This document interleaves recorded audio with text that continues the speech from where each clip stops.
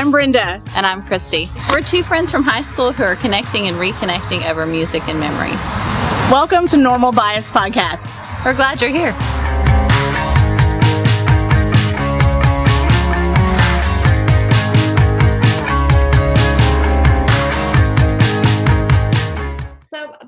Thanks for that. But I think you embody the.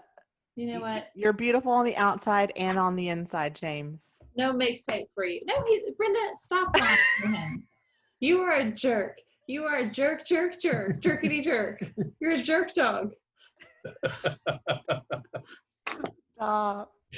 Okay, what's your song for this jerk? I mean, our guest. Let's hear it for the boy. By Denise Williams. Let's hear it for this boy. On the original Footloose. Do you know that when I on the original heard that song, I was soundtrack. roller skating.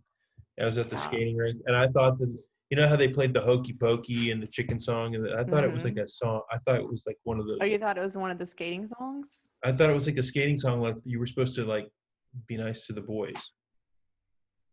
Oh, okay. So my history with Let's Hear It for the Boy is in 6th grade. Come closer to me. You're way over there.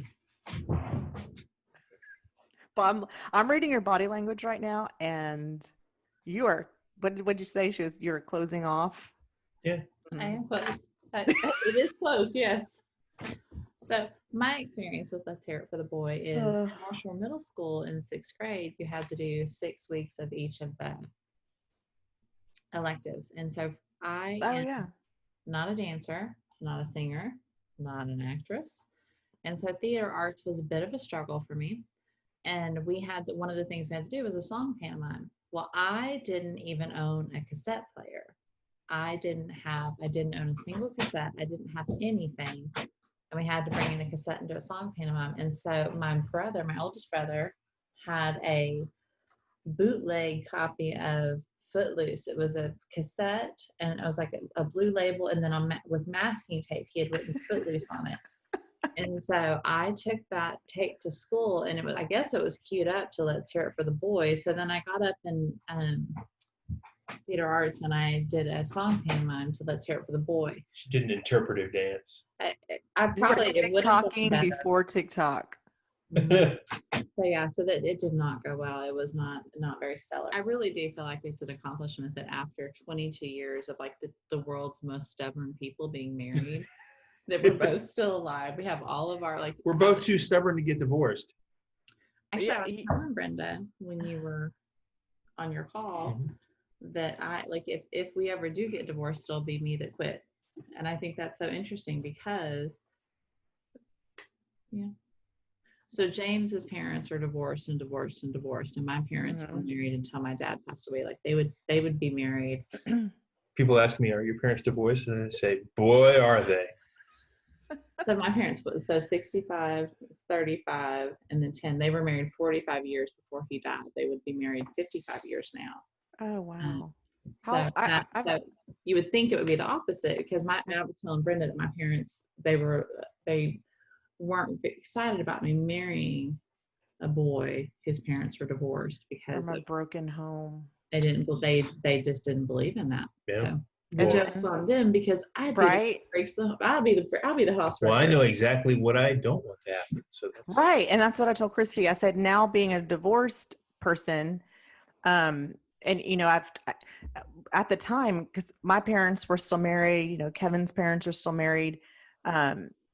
We had family members, that had gone through divorces and had remarried. But, as far, my parents were still together. And, what does that look like? What is, I thought I'd be married forever. And so I started I was working at a church youth group. So I'd ask any of those kids who had, parents divorced. And I talked to adult children of divorce, like, tell me the feelings, tell me, are my kids going to be okay? Are they going to, but a lot of the people that I talked to, James, and I think Steve is one of them too, that, I think what you'll do anything to not put your kids through that. You know what that life, those feelings, that path, and that's not what you want and not what you're going to choose. And so it's Yeah, that's interesting. exactly right. Because you think that it's, you kind of, people say, oh, well, you get 2 Christmases, but that's a really poor substitute for growing up with a mother and a father. Mm-hmm. We're together and, bouncing back and forth on weekends and stuff like that. It's just, I wouldn't, yeah, it's not fun. Yeah. I definitely, I never want to put our kids through that. I will say, though, I think it was different when we were younger than it is, because I think, like with you guys, I think if you're going to divorce well, I think you and Kevin have done it. And that has been, you have. Look at your boys. They're healthy. They're happy. You and Kevin are doing hard things to make those transitions as easy as possible. James didn't have that. Everything was a battle. Everything and to this day, everything is if, with our family, well, if he's going to be there, then I can't be in the same room. If he's going to be there, well, then we'll just come later. And it's this has been for 24 years. Yeah. And that's all for the holidays, all the birth, everything has been a negotiation. And it makes everything hard. We talked, Christy mentioned holidays just now, but it makes holidays hell. Mm-hmm. It's horrible, because then you have to go to everybody's house at one point or another. And that's why we stopped doing it. That's why we started having holidays at our house and saying, okay, you guys are all welcome. Whoever wants to come, just come to our house. Right. I get tired of going. If you've ever seen the movie 4 Christmases, yes, I own it. Me too. I love that movie. Oh, that's exactly what our life was like. It was horrible. That's exhausting. It really is. It is. And so I can't speak for Kevin, but as far as for me, I've just, it's still death till you part, because we have these children together. So I don't want to make it awkward for them. Why? Yeah. Well, I wish that my parents had looked at it like that. But I think, my friends who had parents who were divorced, their parents didn't look at it like that either. It was a very, divorce is a very selfish thing, I think, a lot of times. And, or it can be, I agree. Mm-hmm. Yeah. So I think, well, what I mean by why I say that is because, for Kevin, he wanted to leave, and he had, made the decision and he left. But, Christy and I talk about the ripple, that affected not just he and I, our children, my niece and nephew, because we were so intertwined and so close, everyone, our friends, it's just on and on and on, Yeah, but you guys have made an effort to stay in touch and to at least be civil to each other. So, that's, my parents didn't do that. And my friends whose parents got divorced, their parents didn't do that either. And it's, I think that's a big difference. It's an attitude. It's it's how you approach it. It doesn't have to be World War III. It doesn't. That's how I feel. I mean, and I don't know if it's just who I am, because, sometimes people would be like, why don't you hate him? What did he do? Yeah. When I would go there, when I would get angry, when I would just be like, I didn't like how that felt. That's just not me. And why? Again, he's still going to be in my life. We still have these kids, and that's still their dad. Yeah. And and they love him, and then they should. And I feel like with Kevin too. I feel with our situation, I do too. He's a great guy. Yeah. He fell out of love with me at the end of the day. He wasn't happy. Yeah. And how do I fault someone for that? If of course, it took me, it's been 6 years since it'll be 6 years in October that he moved out, and 5 at the end of this month us divorced. It took me a while to get there, because there was a lot of work to do, and my heart was broke. It really was. And I was in a dungeon for a while, but I had to just peel it away and be like, okay, he stopped loving me. That sucks. But am I going to hate someone for that? I mean, no. Well, I it's can't. what you do after that. It's where you could sit in that, you can dwell in that, or Mm-hmm. you can go on with the rest of your life. You can Right. make your life about something else. Yeah. And I think at the beginning of this conversation, we talked about choice. Like it truly, that word is a very big word in my life since all this choice. You choose. James, your parents divorced and you had that, growing up, and you have chosen that that's not for you. And if you're going to do what you can to not be in that situation, and you've chosen to, raise their family a certain way. When you were on your call, I saw on Christy that, I like learning things about you and knowing more things, things I didn't know. But when I see you, I see a man that is traditional, that's Christian, that's family guy, that are all of these things. And, it's interesting that if nobody knows that your parents have been divorced, when you find those things out, you're like, what? So you really can't judge a book by its cover, because there's a lot of stuff in there that you don't know, but James has chosen. Well, you just said a mouthful, because that goes for a lot of. I mean, think about the world today. Mm-hmm. We're doing a whole lot of judging a lot of books by the cover, Mm-hmm. and that's a really foolish thing to do. Mm-hmm. And if we could just stop that, it's just unwise. People are more than who they are on Facebook, or even what you see on the street. They're like an onion. Mm-hmm. My, There is, that analogy from Shrek is one of my favorites. Like yeah, they have layers. layers. Oh, and Layer. I always say the iceberg, at the top, these are the things you see, but at the bottom, there's so much more to James. Like I haven't even talked about, you told me you taught dance lessons one time.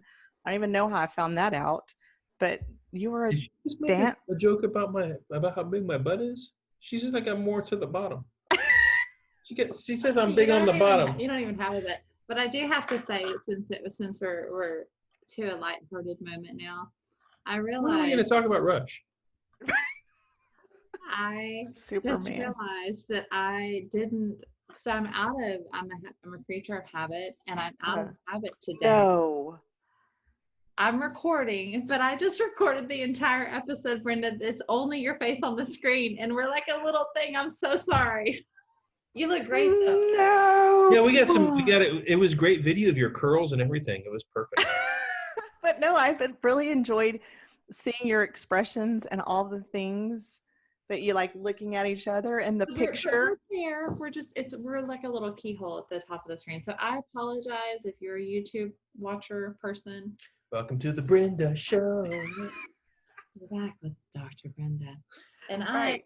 Speaking of being back with Dr. Brenda, I'm pretty sure that this is going to be like an hour and a half long episode. You know what? Sorry, Okay. Yeah, hi. Do it again. But I just want to say this is why you wanted to do this, because I wanted to just know more about people, but have these conversations and see where they go. I mean, Just ask me what you want to know, Brenda. I know everything, and I'll tell you whatever. Okay, I want to know so you were a graphic designer. Oh, we're talking about me? I thought you wanted to know more about life. Oh, well. I'm full of advice and good ideas. You are. Yeah. Okay, I want to know about his graphic design background. What do you? Yeah. So you wanted to be a comic strip writer, and you did graphic design, and now you're behind the camera doing photography. Do you get the same like gratification, the same like joyfulness out of being a photographer that you would being like drawing? And it's different. I mean, it's still creativity. But, when you draw something and you create something and you write, writing a comic strip was fun, but it was really hard. Not that photography is easy, when you do it well, but I get really, really excited, when I'm on a photo shoot. I'm like an idiot. Casey makes fun of me all the time because I get really excited. That is fun. Well, after your phone call, you were pretty excited coming back in here talking about the plans. Yeah. because I mean, it's going to work out well for this family or for this, Mhm. for this couple, and that's what excites me. Like this is their big day, and I was heartbroken for them that That they had to cancel. yeah, they had to cancel their venue, their day, that this perfect day that they were planning for, and was going to affect the rest. It was like this jumping off point on the rest of their life was crushed. So, like the fact that I can do something to help make their day Make their special, day. and then help them remember that's cool. I like that. That is cool. I I'm like that gonna too. talk a little bit about your philosophy, though. Be excellent to each other. Yes. You do this. Dude, there's a part 3. Bill and Ted are like grandpas and they're like having a movie. See y'all, it's never too late. Do your thing. When we were watching Ferris Bueller the other day, I was thinking, it's time for them to make a Ferris Bueller's Day Off Part 2, where like Yes. Ferris's son is. Or Ferris and Cameron take off work to go do something. That's yeah. Yes. Right. That is one of the best movies. So It- tell me some philosophies of James's business is philosophy? Well, you have James Ferrone Creative. So that is the whole thing. Our business is James Ferrone Creative, and that when people ask me what James does, I say he's a creative because the man is an artist, a photographer, a videographer, a writer, a speaker. You do voice work. You draw. You do graphic design. Closet dancer, cheerleader. I clean a mean septic tank. I wash cars. I wish. But you also he codes a little bit, so he knows a little bit about a lot of things, but he's one of those people that if he decides to do it, he does it. Like the drummer at our church moved when we were in Houston. And James was like, I want to play the drums. I had always wanted to play the drums. The boy went to a lesson and he became our church Boom. drummer. And then they needed someone to play the bass, and so now James plays the bass. That's just him. He's just a creative. He is that. But that's some bravery and some fearlessness also. Well, I mean, but that's the thing. Like you can't go through life being afraid to fail. If you're afraid to fail, then you'll never do anything worthwhile. I mean, you have to. I didn't say that. Somebody. No. I know, but that's a tweetable moment, like Oprah says. Yeah, but I mean, you have to be able to. You'll never accomplish anything great if you're not afraid to fail. And failure is not a horrible thing. It's just like, and then you just say, okay, well, I feel stupid, and then try it again, or try it a different way. So, yeah, I was a horrible photographer when I first started. Oh, What? he was. I was a pretty horrible graphic designer when I first started too. He was also sucked at video when he started. I did, yeah. It was pretty bad. Also, but he. So look at you now, though. That is. But everybody starts somewhere. He's Everybody constantly starts somewhere. learning, and that's James, I feel inspired right now. Do you? I do. Okay. That's really cool. Well, good. So yeah, and That'll be $400.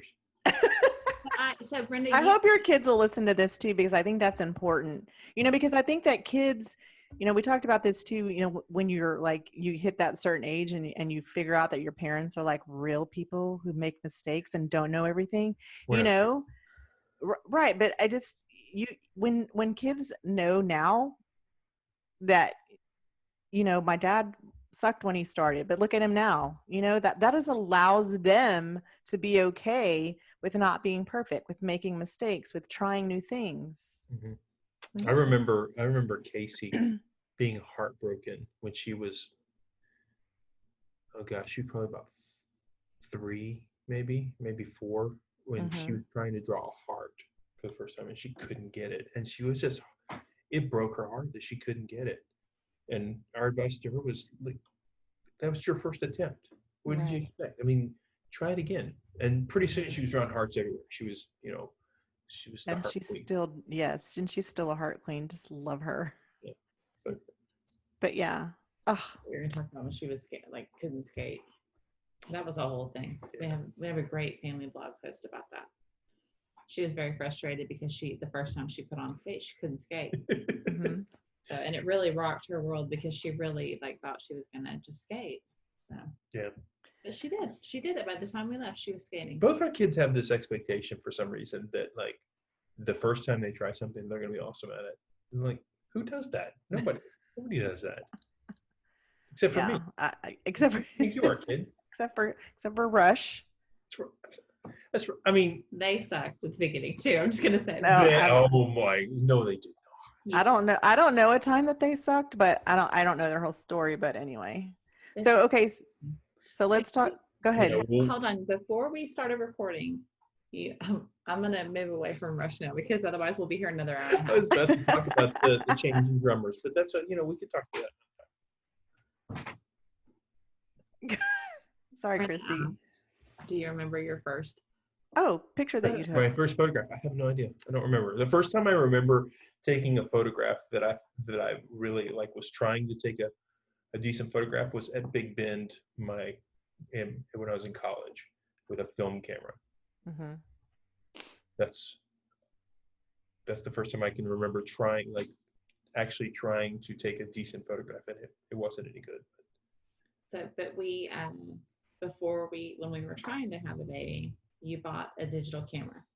That's right. You bought a Sony digital camera, and when Casey was 9 months old, we were at Mark and Deanne's house, and she's wearing that off-white fisherman sweater and jeans and her little suede Mary Jane. She's on her tummy on Mark and Deanne's floor. Oh yeah, with that big cable knit sweater, yeah. Big fisherman sweater, like I just described. Fisherman. I've never heard it referred to as a fisherman sweater. So, and he captured her and the light in her eyes and the light around her. It's still to this day, one of the most beautiful photos he's ever taken. And when he saw that, he said, "You said I could do this." And then, and then 2 years later, about 2.5 years later. So this was, photography wasn't on the horizon at all. Mm-hmm. Because it was like basically just a point and shoot camera. I was just taking pictures of my daughter, but but that was a seed. And then when you got the job at Germania, for Germania Insurance, James was doing their advertising marketing. The lizard or what was it? No, that was that's a whole different company. Okay, I always get it mixed up. Anyway, Germania, go ahead. That's Geico. You're thinking of Geico. That'd be awesome if you did Geico, but no, it was Germania, and also an awesome company. But they had someone come in and take their photos of the board. They used stock photography for the advertising, and he was like, "Listen, we're a Texas company. We're a local company, so we should have actual photos of these things." And you taught yourself how to do it so you could have the photos that you wanted in your advertising. Yeah. Like, who does that? Because I was tired of the stock photography that I was seeing. It was like you could tell it was Canada or Europe. And it's just like this clearly doesn't look like Texas. Right. Well, that reminds me of I don't know if on the very first Footloose. The very first shot, he's coming in, Brand's riding in the little bug. So they show this mountain in front of him, and at the very bottom it says Beaumont, Texas. I'm like, yeah, that's right. No, it isn't. Yeah. So no mountains in Beaumont, Texas. Southeastern Texas. I guarantee it. So how cool. So then you started taking photography is I'm fairly new to photography. You gotta he said that to a client the other day. We were on this guy, he's this is our first call with this new client. And James says, we're talking about all of the different services that James's company provide. And James says, "Well, I'm fairly new to photography." And I was like, I'm sorry. I mean, it's the last thing that I've picked up. So he's only been doing it for 14 years. So just 14 years. I've only been doing social media for 3. So I shouldn't even be in this conversation. Yeah. But I'm new to it. But I've only felt, halfway professional for about 6 or 7 years. He's only been taking good photos for a few months now. People have only been paying me to do it for about 7 or 8 years. So That's not true. that's not true. So when was Valerie's photo session? 13, 7 years. Math is hard. I don't know. Was Becca Mercy? Yeah, maybe that's about right. So same with Becca. Okay. Okay. I'm actually writing a book about this. Oh. It's and one of these days I'll finish it. But it's the working. I'm not going to say the working title because somebody's going to steal it. But basically, it's about like how to convince yourself you're a professional. Oh. Title of Michael Scott's book, How to Be a Manager or something. I don't know. Casey would know if she was here. Yeah. But no, she's not. She's at work. Day number 2 of work. Oh, yay. Love it. Okay, so in 5 years, where do I want to be? That question. Where do you want to be? Do you see y'all still working together? That's a good one. I think so. So for the most part, we really enjoy it. You know, the pandemic has been.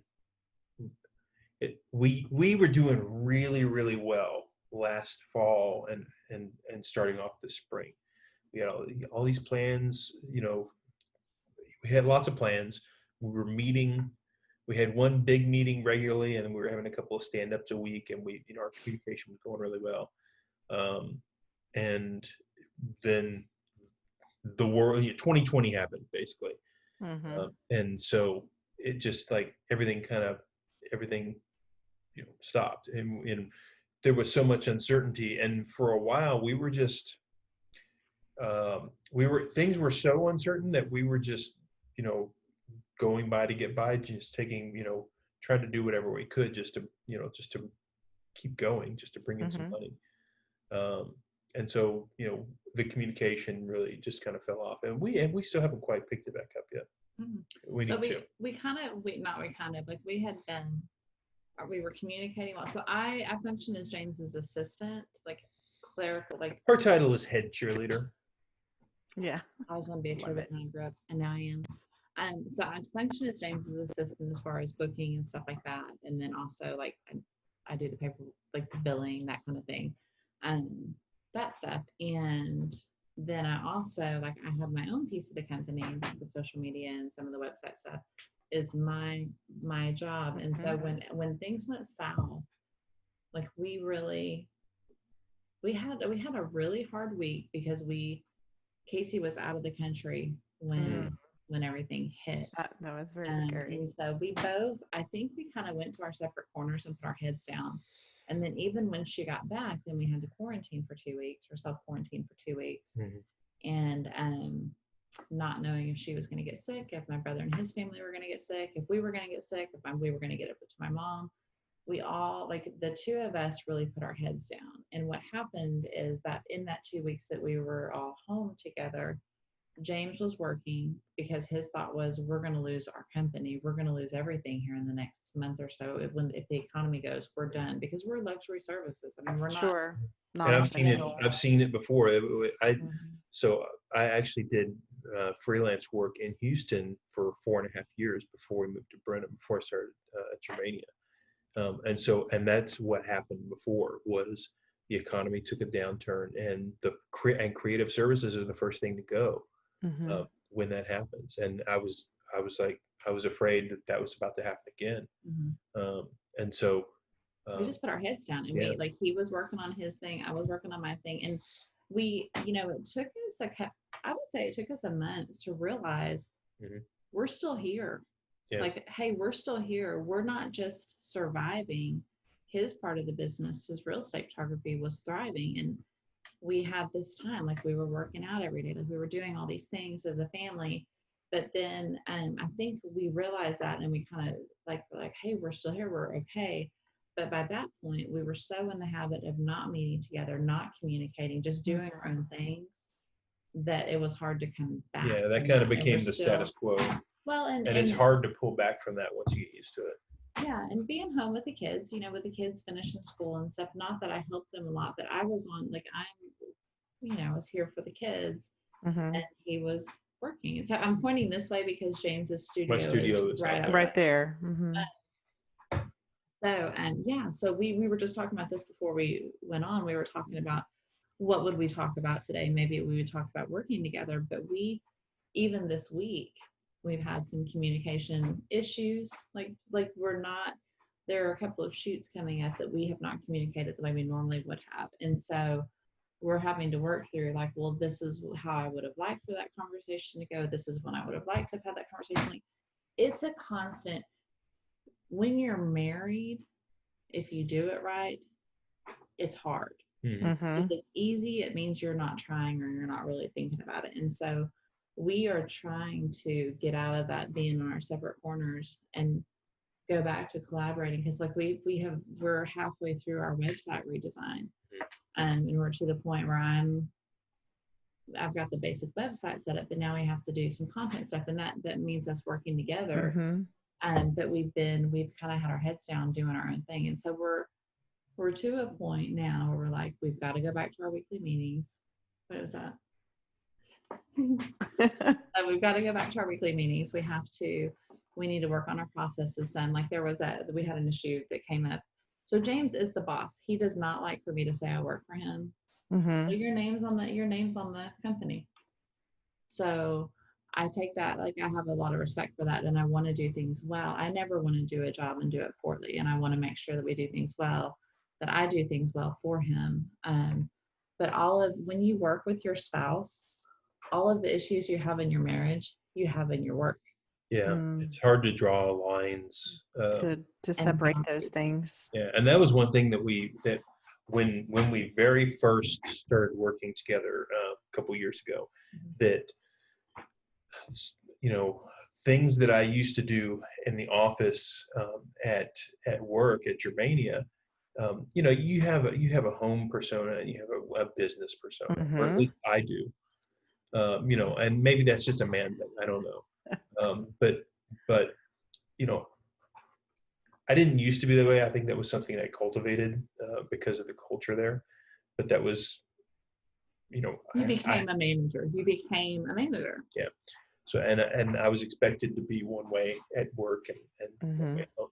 Well, some of those mannerisms, some of my business mannerisms at work are my grumpy mannerisms at home. And so I would do something or my face would do something, or I'd say something a certain way, and I was being businesslike, like I was used to being at the office, but when it's between us, she's like taking her earrings off and about to throw a shoe. Yeah. And so, like, who are you talking to? Yeah, so like all of a sudden the east side comes out. Oh, you can take the girl out of the east side, but you can't take the east side out of the girl. It's true. But so that was difficult.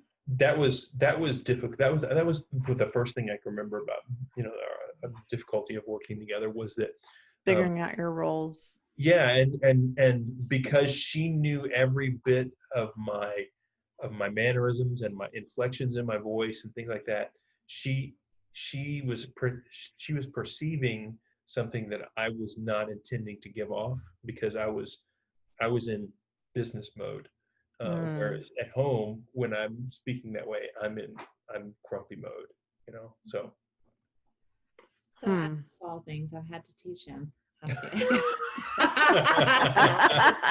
been waiting to say that since you started talking out loud. So we have had to.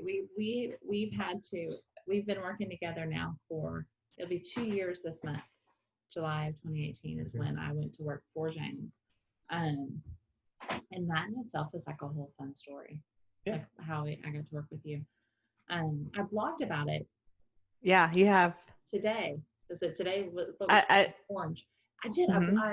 You did. On our photo challenge for day 3. If you're listening to this, but it is working. Like, we have done well working together. I just today, for the first time in 2.5 years, have taken a part-time job or I'll actually be outside of the house for a few hours a week, not working for James Furrow Creative. And we'll talk about that some more, but Yeah. that's huge because I've been home, I've been here, I've been available to him. So we're about to go through another shift here. We might be like, so. But also I will say one thing that, one of the things that's hard for him, like show him what you're doing right now. He sits like this is like a very this. comfortable stance for like this is comfortable for me. This is I like to sit just like this. And I don't like to speak to people when their arms are crossed. What why? Because are they mad at you? He's a firm believer in body language. Oh, I'm so I've done a lot of research on body language, and there's a science behind it. Your research is hooey. So this guy is like that. He's closed off. She didn't give me no wassail. Yeah, this is closed off. This is like, I am not receiving. I am not taking what you're. Do I feel closed off to you, Brenda? I feel like I've been pretty open. Don't put her in the middle of this. I feel like I've been pretty open. No, I feel like you've been pretty open. Yeah. But I see what you're saying. So she's trying to. So that's closed off. Okay. Our favorite. So yeah. So like seriously, y'all. I think we've been recording for like 2 hours. Okay. Well, so again, answer the question. Here's what look, you can have me back on. You know where I live. No, I know it's true. But here's what I see. I see love there. Definite love and mutual respect for We're gonna talk about this. This is awkward. Each of your creativeness. So at the end of the day, that y'all work. Yeah. But I want to know in 5 years, like, is there a big project? Like, what's your goal? Like, are you gonna have a new assistant? Like, what do you think? Do you want to answer? So, I mean, between like our personal goals or business goals, or what do you? Yeah, your business. Where's James Furrow Creative? Where is he headed? Okay, so where I'd really like to head is that I think everybody has a creative side. Mm-hmm. I meet a lot of people who have a lot of talent, but they're just afraid to use it. Mm-hmm. Or they feel they've convinced themselves they can't because they got to pay the bills or whatever. But I know a firefighter who is a great painter. I know people who are graphic designers, but they've got it. They have convinced themselves they can't do it because they're a full-time mom or whatever. So I would like to be able to use those people as resources so that they can use their creative skills. And I can hire them to do jobs for our clients so that so that they are feeding their creativity and making some money at it. And and we're doing creative work, and so that's kind of the goal for James Furrow Creative. Do what you love thing. Yeah, to really to foster people's creative sides who think that they can't do that. I used to work with a girl, and her dad. She said that her dad used to want to be a cartoonist, and that he got married and got a job and gave it up. And all these years later, he still he missed it. He regretted it. And that broke my heart. And so that's really stuck with me. And so I've been very blessed in that I get to feed my creative side. I get to do creative work. And it really, it bothers me when people feel like they can't do creative things because they have to make a living or, there's this, I love this phrase that's come about in the last few years called the side hustle. I love that because that's, why not have a creative side hustle? I love that. That is cool. And I love that because you're behind the lens, but you are seeing more than the landscape, you're looking in people's hearts and you're going to pull out that joy and that happy. And that is so cool. And we talk about this on Normal Bias podcast, is that it's never too late. You know, it's just not. And well, I mean, there comes a point where it is too late. Well, I'm just saying that firefighter can still be a painter, and that's you true. know, that's true. And so maybe Brenda, in 5 years, to answer your own question, we had planned on in 10 years, like from 2 years ago, we had a 10-year plan. mm-hmm. And our 10-year plan was in 10 years, I would leave the job I was doing and come home and work as his assistant and then write and do the things like, you know, the things that I enjoy doing, probably a podcast. And like God hit the fast forward button when I lost my job.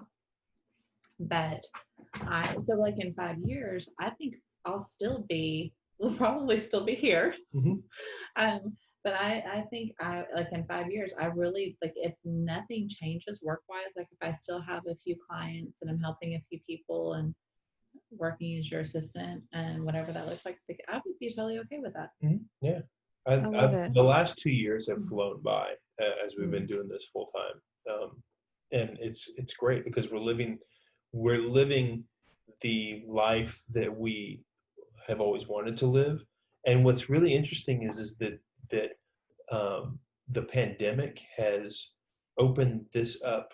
The way we live, it's opened it up to so many people who are working from home and get to be around their families all the time, and you know, can take an hour out of the day and go play with their kids, and you know, in the backyard instead start of a podcast. Yeah, start a podcast, and it's, you know, that's the dream, right? You know, to be able to work and have a family and have family time and, you know, be able to be at home. You know, it's the best of all the worlds. And so I think that's one great thing that's happened out of this pandemic and people working from home, and is that people have really realized the value of that and have, you know, I know that statistics are that divorces have gone up, but that's, you know, that I think people have realized that they don't have to work the way that people have been working for the last 100 years. I mean, for instance, I mean, you know, the way that we've been working is a very industrial revolution, you know, mindset where you got to be at work at, you know, be at your desk at 8. You can take a 15-minute break, maybe. You have a 30-minute lunch, and then you leave at 5 or 5:30 or whatever. And it's very regimented, very segmented, and you have to be at your desk. You can't leave your desk. And it's, you know, I love that. If there's one good thing to come out of the pandemic, it's Tiger King. If it's two things, then it's. We have not watched Tiger King, you guys. Like, if it's two things, then it's that Carol did it. You know, they've found a new way to work. Yes. Did you watch it? Hold on. I did. Jennifer and Steve were just on there talking. Oh, dang, I lost them. Y'all, I did. I got sucked in. And then I'm one of those people, it's like, I have to see it to the end. Once I'm in, I'm in. And after the first 2 episodes, I was like, this is ridiculous. Is this real? I can't even believe it. There I was watching all 7 of them, however many. Yes, Christy, I'm sorry I did. No, there's a meme on Facebook. It's like, a bandwagon. Bet you can't say you've never watched one episode of Tiger King. I'm like, yep, never watched a single moment of it. There's our thumbnail right there, hands up. Oh my gosh. Well, I did. I'm sorry. Okay, that's a good place to end it, I think. Yeah, I think. Well, Thanks for being here, everybody. This has been the Normal Bias podcast. We'll see you next week with our special guest, Lou Ferrigno. Tracy. Oh, that's right. Tracy, my neighbor. Yeah, Tracy didn't get bumped. Tracy couldn't. We had some technical difficulties. Tracy got bumped. Because James Ferrone. I was suddenly available, and so Tracy got bumped. Sorry, Tracy. Yeah. You should see the guns on Tracy. You might want to watch it. She's a strong lady. She'll take you down. Physically, mentally, all the things strong. Yes. But I really like you, James. I really do, and I enjoy you. And Thanks, I Brenda. don't know if I say it enough that you are just a great person. And I'm not friends with you because I'm friends with Christy. Like I genuinely Not friends love with you. me? No. Not anymore. I'm You know just what? saying. Jerk. I don't see you as like just one. Like you are your own person. Seriously, come back. Come back. But I thank you for because that's the other thing. You're to me you're like amazing photographer, amazing all the things, everything you do. But for you to sit here and tell me like I wasn't that great, or I still have lots to learn. Like people need to hear that, and that just how many times do I put my head down like I really sounded terrible. I say I'm a like hack. I spend most of my day like, hoping that people don't, see through me. no, well, no, you're a good faker. If Yep. that's what you're saying. You but, too. Oh my, I can't. So anyway, well, I hope that like the firemen, like the people that you see who you're trying to get that creative out of them. I hope that you will make a comic strip. Put that out there somehow. Why not? Oh, a song. If I made you a mixtape. If you made, yeah. So should I give him the song that we talked about, or should I give him the song? Have you ever made me a mixtape? I don't think you have. So well, did I say this? He says stuff like this, and he wants me to. And then when I answer, he's like, "No, that was somebody else." Oh, did we watch Forrest Gump in the theater? No, that was him. Yeah, well, I think you should, if that's the song that you thought of, I think you should. I didn't even ask where that came from. Okay, Christy and James call each other boy. She calls him boy, and he calls her girl. When and how and why? I don't know. I think, well, I really think going back to Carlton used to call me, he would say, evil girl. And okay, Carlton. So do you think it came from that? But we've just, even in student activities, even when we were dating, we were boy and girl. And so it started early on that at some point on this episode, you said something about Christy, and I was like, oh, yeah, when we use each other's names, traditionally it's been boy, not a good thing. mm-hmm. I'm trying to correct that, but okay. He's trying to swing that butt around. I'm like, I don't change the staff on anything. So I think I call her a girl because I'm really bad at remembering names. So like it would have been really, really awkward if I had gotten up to the altar and couldn't remember her name. Right. So just laid that foundation early and just called her girl. Ross, take the. So this was a long game then. Oh yeah, it's a long game. So y'all call each other boy and girl. So if Christy made you a mixtape, she had this song in mind, although a new song popped in my mind. So, but you go ahead. What is your song for James? I don't want to give him this song. What's it like? You're a big fat. It's the Benny Hill theme song, isn't it? Oh, Benny Hill. Love that theme song. I can't tell you how many times that was on James's mascot tape. Like that was the only apparently soundtrack for mascot. You know what? Back in the Hill. day, that was about the only zany song there was. Dude, the little old grandpa man that was on that show, God bless him. I loved him. Wait, Benny Hill? No, not Benny Hill. Well, there was Benny Hill, but there was a little guy. Oh, that little guy. That little short guy was kind of scrawny. Yeah. He looked really old. Okay. Like Benny Hill was probably like 60 and this guy was like 80. Yes. Mm-hmm.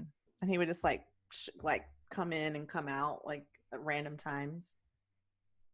Okay, back to this mixtape. This mixtape. I don't know. Like I don't think he deserves a song. Come on, Christy, go ahead and tell me. I love y'all. My song is Remember When We Remember When You Were Mine. Is it? That's your song. Oh my God. There is a song called When You Were Mine. Prince wrote it and Cyndi Lauper, it's on her She's So Unusual album. Isn't there a Guns N' Roses song?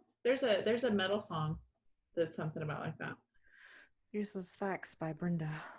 Yeah. Okay. So tell me what is y'all, do y'all have a song? Like couples have a song. What's your song? Yeah, we have a song, but we can't remember why it's our song. Our song, like our actual song, like if you say what's your song, it's what's your song? I Love You Always Forever by Donna Lewis. I love you always forever. And we don't know why. Like nobody knows why that's our song. I know why it is. Do you? Yes. That's Because whatever you're going through, whatever happens, I love you always forever. I think yeah, okay. I do. So, but originally, when we started this endeavor, Mm-hmm. and we talked about having James on as a guest, Yes. my song for you in my head is John Lennon's "Beautiful Boy," because I call you boy, and because you're still the most beautiful boy I've ever met. And I love that song. I love, and also that song. So it's a song that a father sings to a son. Mm-hmm. And I don't think of you as a father thinks of a son, but one of the things that I've always loved about that song is that's where the line life is what happens while you're busy making other plans. Mm-hmm. If I miss speaking that, I apologize. So "Beautiful Boy" by John Lennon. Yeah, John Lennon didn't actually come up with that, but it's a great lyric. Well, And it's a yet it great ruins song. every like all the sweet moments. So thank you for that. That was your gift from me. But are we gonna have James on again? Because I think we should. I don't feel like I'm getting invited back after this. There's a lot more there to talk about. I think we should invite him back. You want to come back? You should. I'm wonderful. Do you want to come back? Well, I don't know. Will there be waffle? Will there be what? Waffle? You know, so actually, Yeah. honey, so do you know that in the house, especially since we moved to this house, that at all times I have wassail for you? That right now there's wassail in the house. There's a bottle of cider. It's hidden. I can't find it, but it's here. There it is. Because I want there to be wassail when he wants it. Dang it. Oh, look at she's made up. That is the nicest thing. Look, she's making up for the day she said no. I've said yes plenty. To lots of people. Oh my God, I just love you guys. I can't wait for your kids to hear this. I just love those two. You know what? They're going to be like, hey, was that the day that we watched Hamilton on Disney Plus? That's right. They don't sit care. next to Daddy. This has gone on way too long for them to listen to the whole thing. So, yeah. Oh my gosh, I can't. If we had kept it like under 24 seconds, you're totally the right demographic. All right, we're here today with I think we should try to make this episode exactly as long as it's like a Ken Burns documentary or something like that. And we're working on it. Yeah, we are. Mm-hmm. I'm like, and I'm really like editing wise. I'm thinking maybe this is like 2 Fridays. Maybe. Yeah, like part 1, part 2. Yeah, take that, Tracy. We're gonna bump her now. I'm not scared of you, Tracy. You don't know what I look like. We're scared. Wait, she's YouTube. Oh, you don't know where I live. Oh, wait, yes, Brenda showed you. Never mind. Wait, we put on. I don't know what Tracy looks like. I should be the one that's good looking one with big guns. She's awesome. I can't wait. Although here's the thing. I was so nervous still to talk to Tracy, and then she sent me that text, and I was like, that's a conversation that I want to have, I need to have, but I'm just not ready. I wasn't. Now I've been given some more time. Thanks, James. Thanks, technology. That she kept getting bumped out of her laptop, so she has to have AT&T come out. Yeah. So are you going to be ready next week? I'll be ready again next week. That's okay. Yeah, I'm going to be ready. Hey, so James, this just popped in my head, and I don't remember when or where you told me this, but you told me one time that you wanted to do like a coffee table book and take pictures of barns. Is that still? There's a couple of those that I want to do. Mm-hmm. Yeah, that's kind of on the back burner. I've got several books that I want to do. I want to do. He's in the middle of writing 2. Yeah, I've got actually 3 if you count the children's book that I've got that I started writing a few years ago. But I want to do a coffee table book of barns and also abandoned. I'm fascinated by abandoned Texas, like forgotten Texas, like because I feel like Texas is really losing its flavor. It's not the the Texas feel that I grew up with. And so I want to do something like that. Cool. Christy, when are you going to write your book? So interesting story. I don't actually want to write a book. You don't want to write a book? Mm-hmm.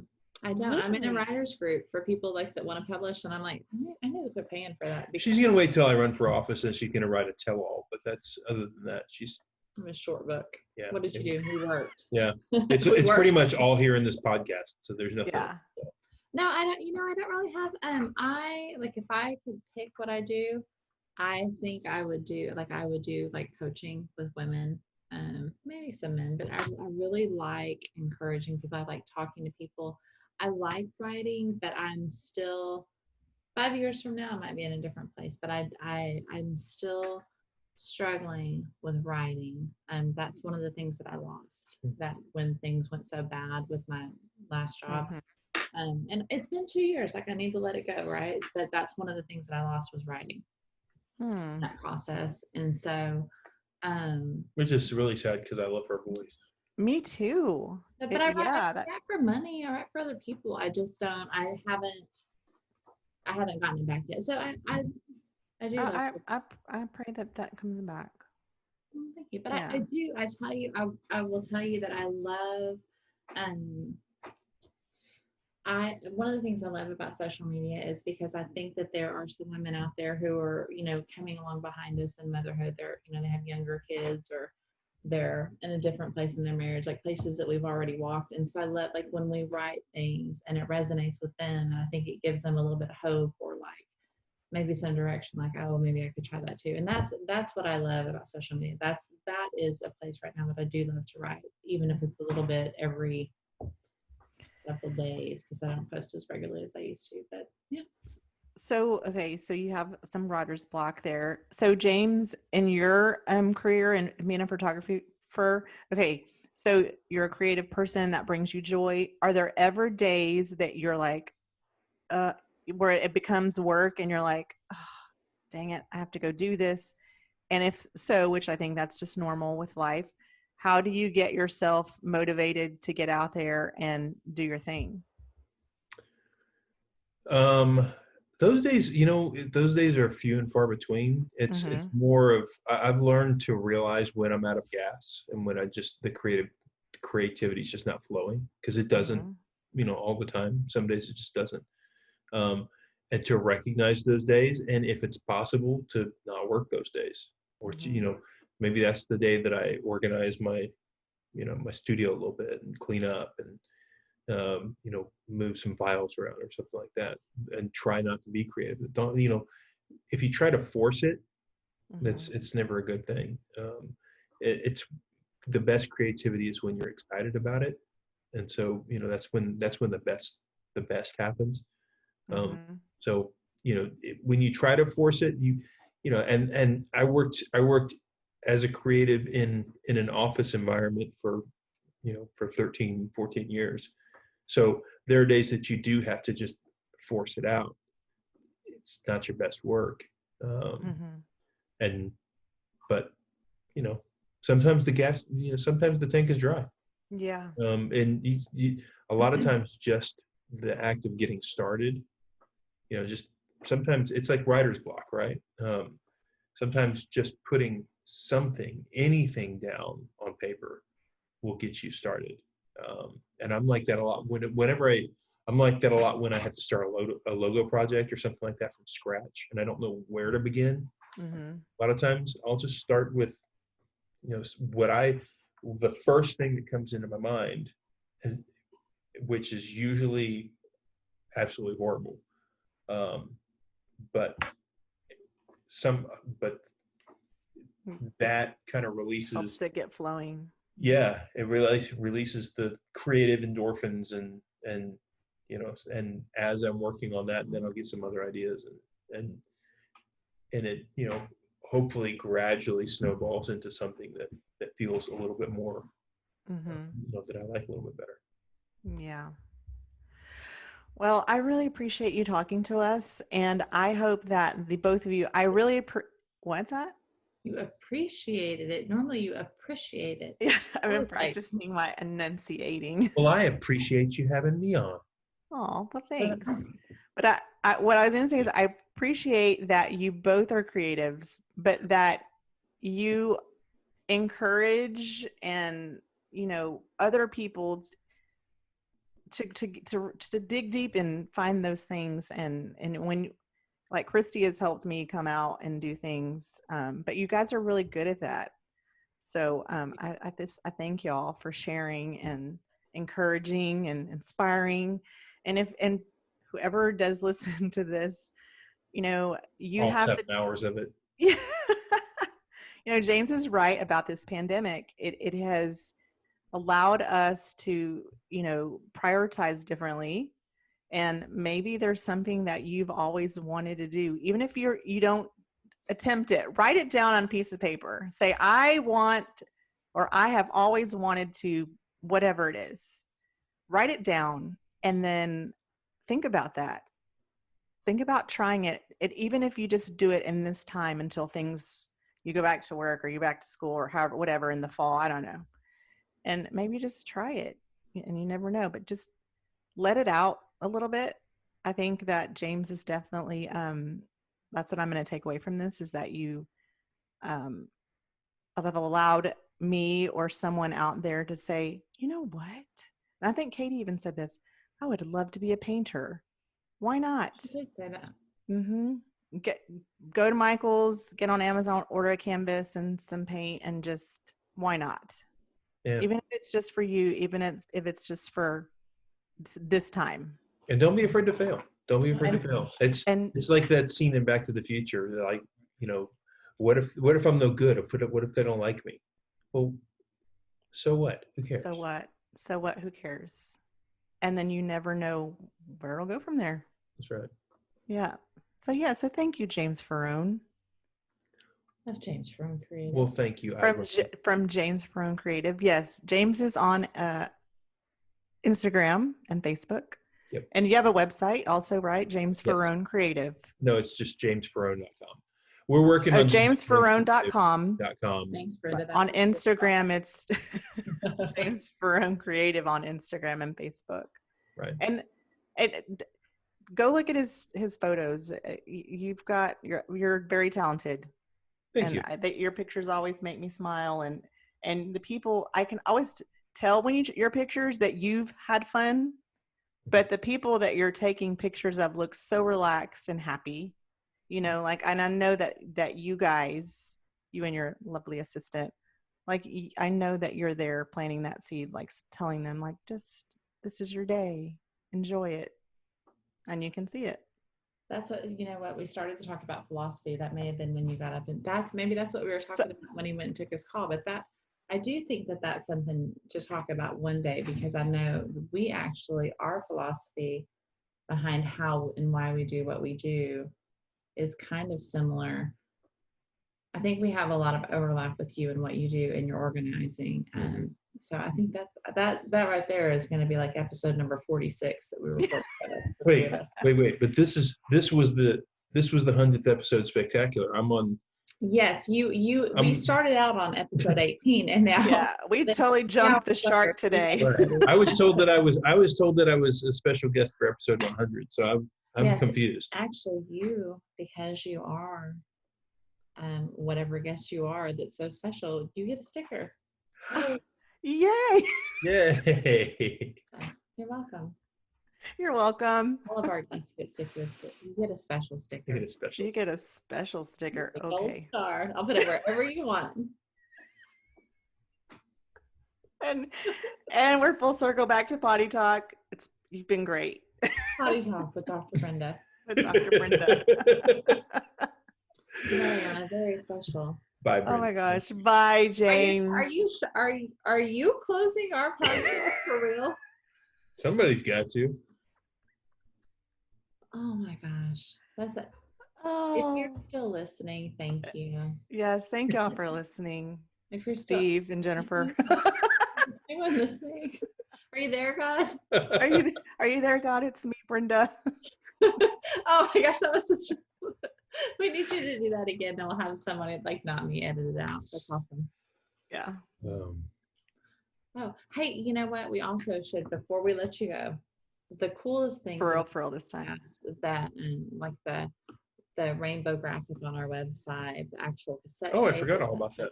You did that, and you did our intro and outro.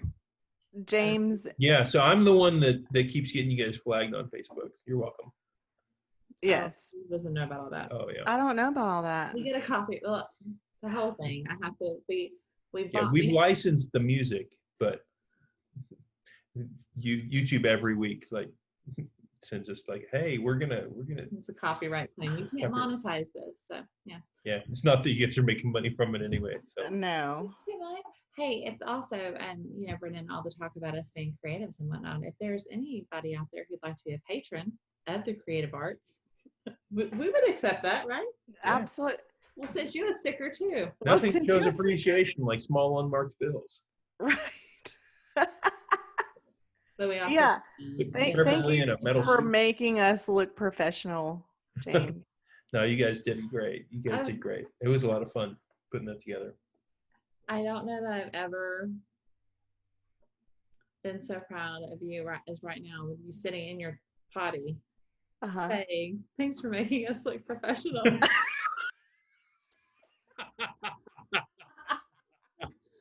Oh, the irony.